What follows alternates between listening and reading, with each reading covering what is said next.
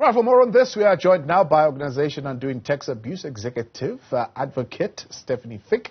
Good evening, Advocate. Thank you very much for your time and joining us tonight here on In Focus. I don't know what the problem is. I withdrew the threat and I said it's a promise. That's the word coming from Advocate Dali Mpofu there. What is the problem? You know what, this is always going to be probably a matter of opinion between different people, and it's always difficult for colleagues. You know, I'm also an admitted advocate, and one understands that there's a balance. There's a balance between being honest to the court, if you want to call it that, and obviously you are there to defend your client. But I have to say that I think the conduct that we have seen in trying to be objective is that you still need to respect whether it's a court of law, whether it's Parliament, whether it's the chairman of this committee. You always need to be respectful. And I think if you look at some of the advocates that defend clients, it's that despite the fact that they take defending their client extremely serious, they do have respect for whoever they, trying to defend their client to. So whether that's the court or a committee. I do feel that we have seen a bit of disrespect. It doesn't matter the age of the chairperson of the committee. It is about putting forth your case and then be respectful for whatever judgment you get. We are in an adversarial system. I mean, if we look at the court system, there's always two parties in civil cases fighting about I'm right, and at the end of the day, a court has to decide. Even in the criminal justice system, it's an accused defending himself because he's facing, possible sentence or whatever. Yeah. But I think despite all of that, despite our adversarial system, there has to be a level of respect. And to tell someone in that manner, you lose the merits of this case. You lose whatever you are trying to say, and you get stuck in this sort of personal adversarial thing. It's never personal. It's about trying to put your case. And I think that Advocate Mpofu has sort of lost the plot a little bit, because we're getting stuck in, what he has said. And it's not about his client. It's not about the process. It's about what was said. So in the spirit of that objectivity and fairness, some of the opposition party have raised the issue of the chairperson being at fault himself. For example, in how he's treating Advocate Mpofu, being unfair, cutting him off, muting him before he answers. But there's also some other practices. For example, that the chair made a ruling to continue with the inquiry, ignoring a medical certificate that was given. By the way, we know that he has since issued from a tweet from one of the members of that committee, General Bantolo Misa, that a note has been issued that they've made a decision, by the way, not to continue with the sitting tomorrow until next week, and wished the Public Protector good health. Is this acceptable parliamentary practice on the part of the chairperson? Sure. You know what? It's very difficult to sort of, say you take sides, because I think what I'm trying to say is that this is about the proceedings. This is about a Chapter 9 occupant. And we have very serious proceedings against this person. And I think on the one hand, one has to consider that, all of a sudden there is this medical certificate. We are struggling to finalize these proceedings. And on the other hand, is the chairperson being fair and objective to the incumbent? I have to say that in my view, I think the chairperson has tried to be objective. But that if I was faced with the type of conduct that, from any legal representative, would I have acted the way that the chairperson did?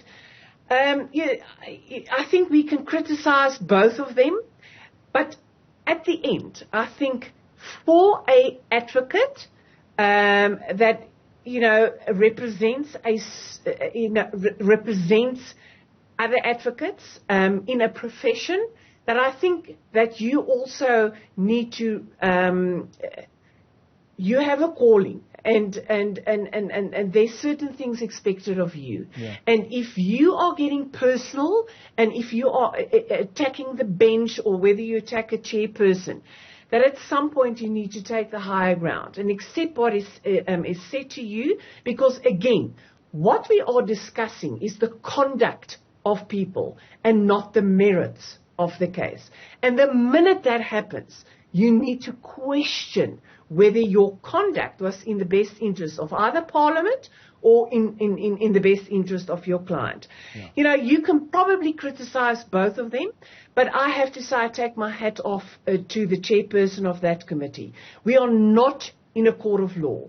And if everybody is going to get personal and telling people, threatening people and telling them that there's not, it's not a promise. I do think I expected more of a senior counsel, someone in the stature of Advocate Mpofu.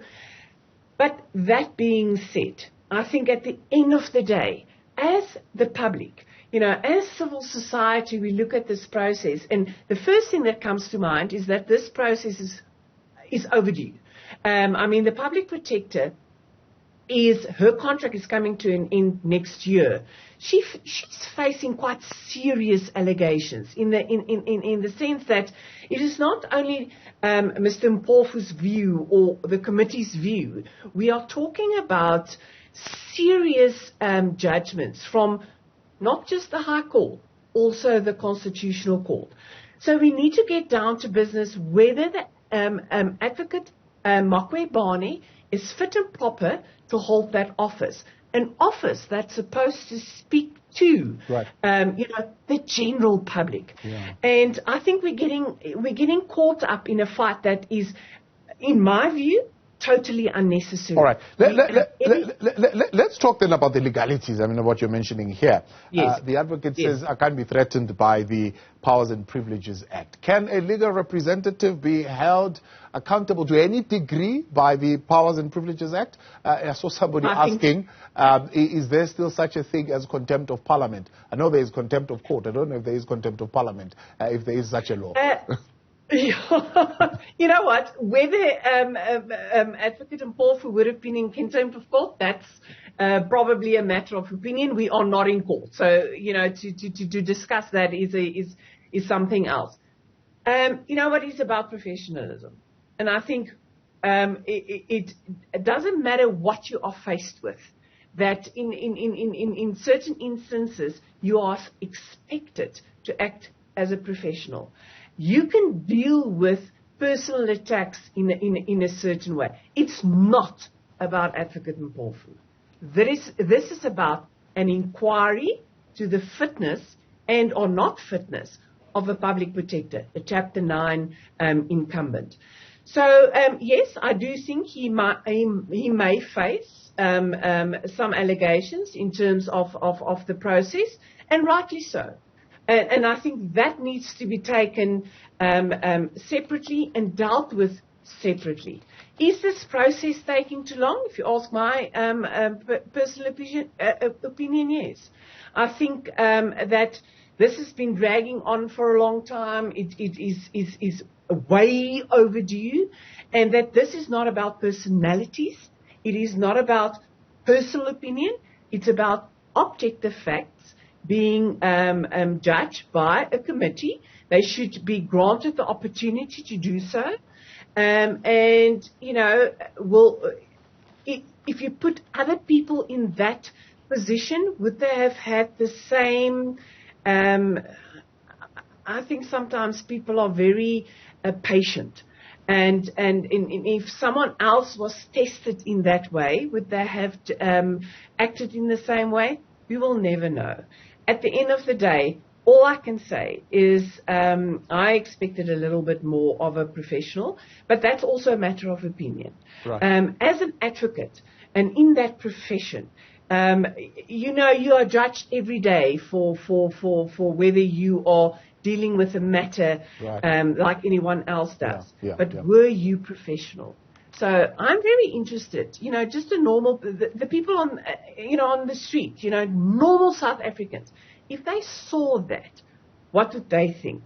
And if the answer is, you know, I have a problem with your professionalism, then we have a problem. Advocate, appreciate your time. Thanks so much for coming on. Advocate Stefanie Fick, Pleasure. Organization Undoing Tax Abuse Executive Director there.